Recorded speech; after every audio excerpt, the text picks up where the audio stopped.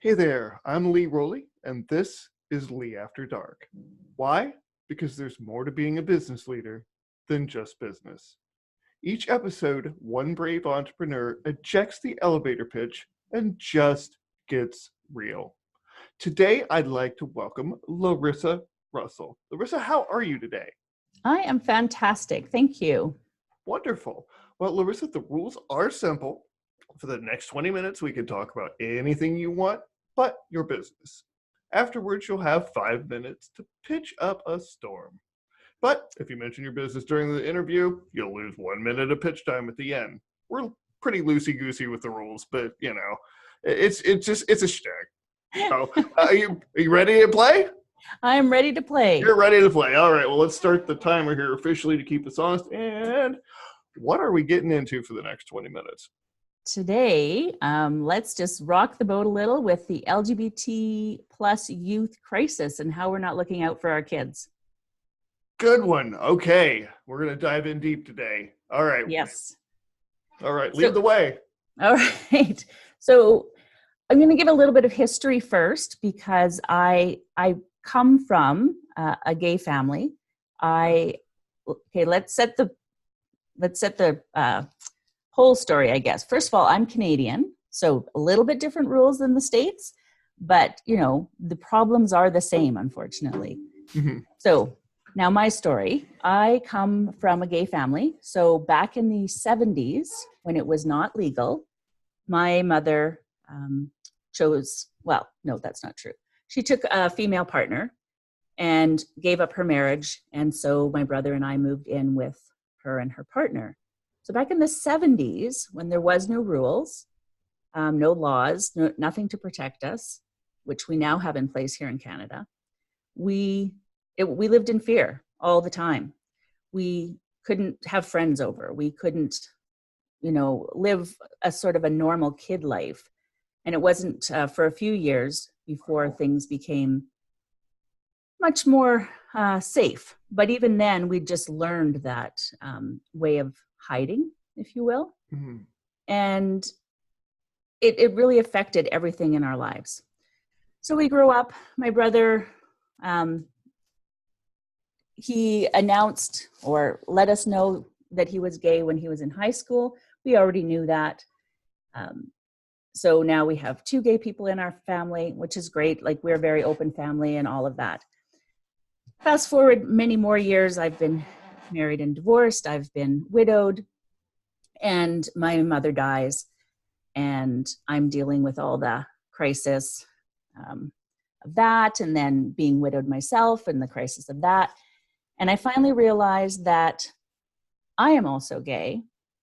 I knew that I was, fluid, if you will, Okay. but realized that I did not have sexual identity issues. I had mother issues. So that's one of the reasons why I never came out. So in all of that, I've had the aspect of our youth and what they've gone through in a lot of different ways. I moved out of the house when I was 14. I was, had a lot of my own issues. I've been on the board of our local Pride Center here. I've also worked for a homeless organization where we house the homeless. And so I've had a lot of different ways to interact with youth, LGBT plus youth specifically, and I really see the problem.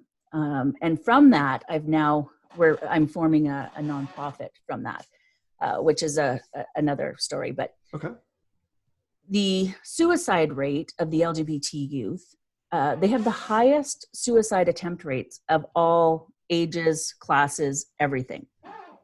And one of the main reasons for that is non-acceptance, right? So when the passage of laws to discriminate against LGBT plus people, they've shown the significant impacts on the physical and mental health and the well-being of LGBT youth. And LGBT, I'm encompassing everybody. I usually try to add the plus, I sometimes forget. But it's really, there's such an alphabet. Now we try to be as inclusive as possible. I'm not trying to minimalize that, but Sure. sometimes it's hard when you're speaking to add all the letters. So I apologize to everybody. Sure. And they've found that in contrast, when the passage of laws recognize LGBT plus people as equal with regards to civil rights and that sort of thing. It's been showing a positive impact on the physical and mental health and well-being of the LGBT youth. And so when we have places where it's accepted, you're accepted for being who you are, because that you are that way, you're born that way. When you're accepted for being who you are, you are able to be your own self and not hide and not be bullied and that sort of thing, which is a huge thing. Sure. There's the percentage of kids that, attempt suicide, the percentage of kids who, like 62% of homeless gay and transgender youth have attempted suicide. So that like many. compared to less than 20% of heterosexual homeless youth, right? So it's a high enough problem with all youth, but when you add the LGBT plus portion to that and the inacceptance from people, it just compounds to be such a huge problem for the youth. Absolutely. And it's such a scary number when you think of the amount of youth who are suffering and needlessly, right? Because grown-ups can't get along is basically what it comes down to. Sure. And it's absolutely frightening to think that, like the homeless population of youth, LGBT plus youth, they say 20 to 40% of the homeless population is LGBT plus youth. That's a huge number, right? And absolutely. When you think about that many kids on the street, and the reasons why is typically family rejection and the family not accepting who they are and not being okay with them. So I'm sorry, I just get so upset. Like, I'm so passionate about this, and it just really, I struggled with it myself as a youth for totally different reasons than here in Canada. We have different laws. We are protected. We still see a lot of hate.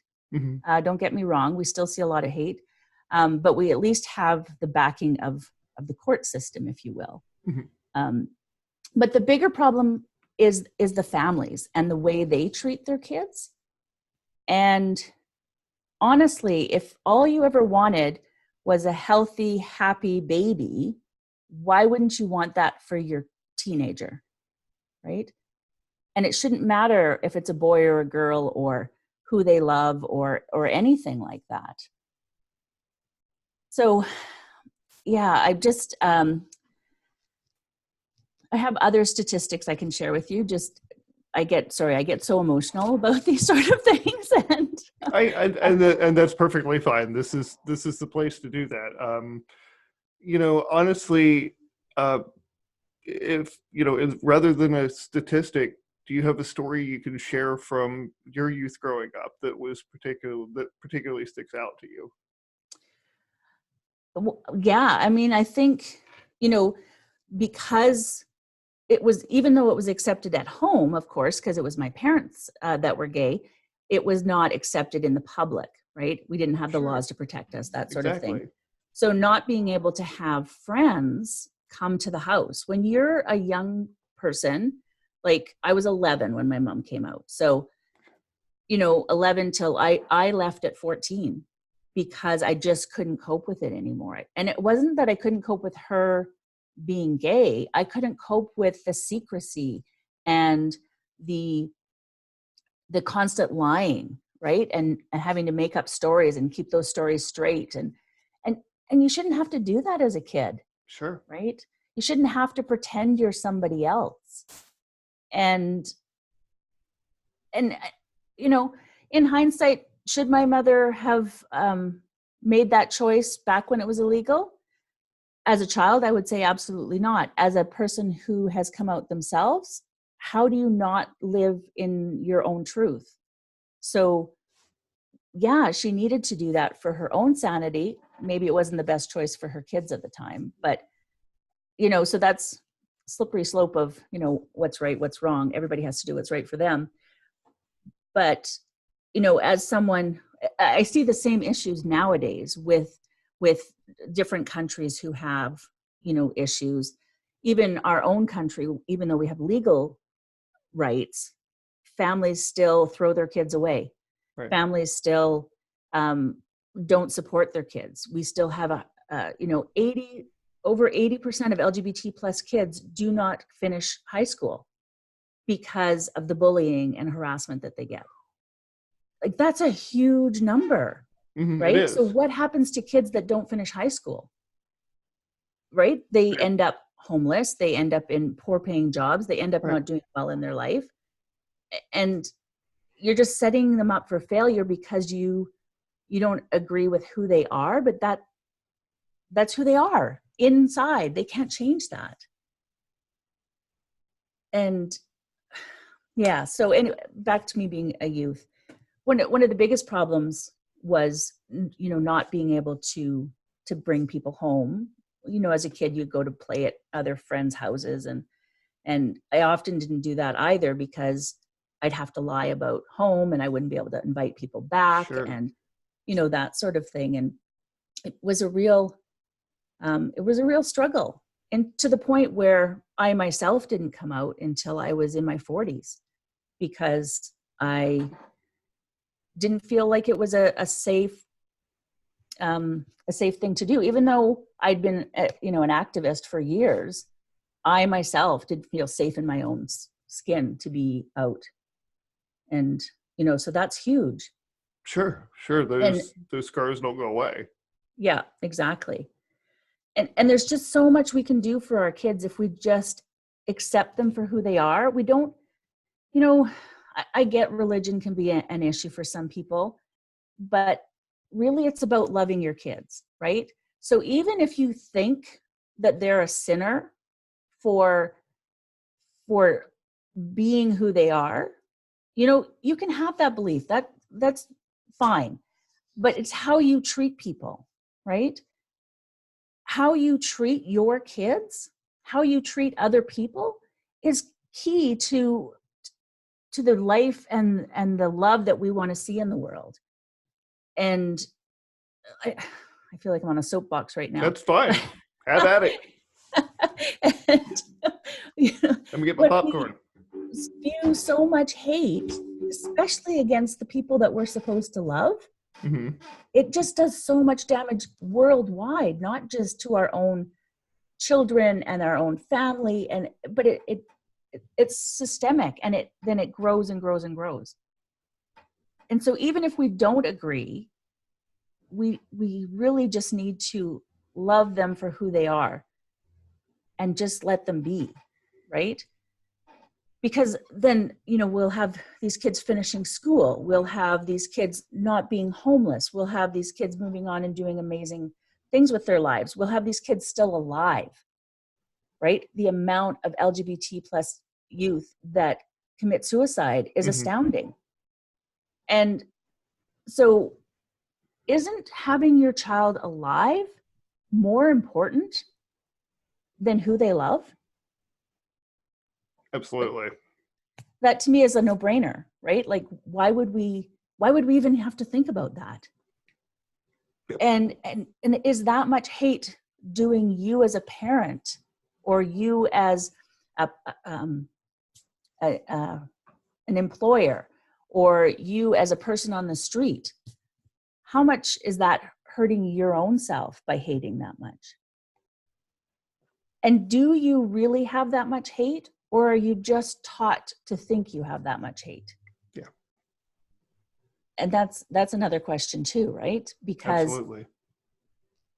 We get that sort of gang mentality where one person thinks that, well, I better think that too. And, eventually we've got a whole group of people wondering why we're thinking that, all hating something because, everybody else does. Meanwhile, nobody does, but they're afraid to speak out. So we need more people to speak out for these kids, and we need more people to stand up for these kids, to be there for them. And it's, vitally important for their lives that we are there for them.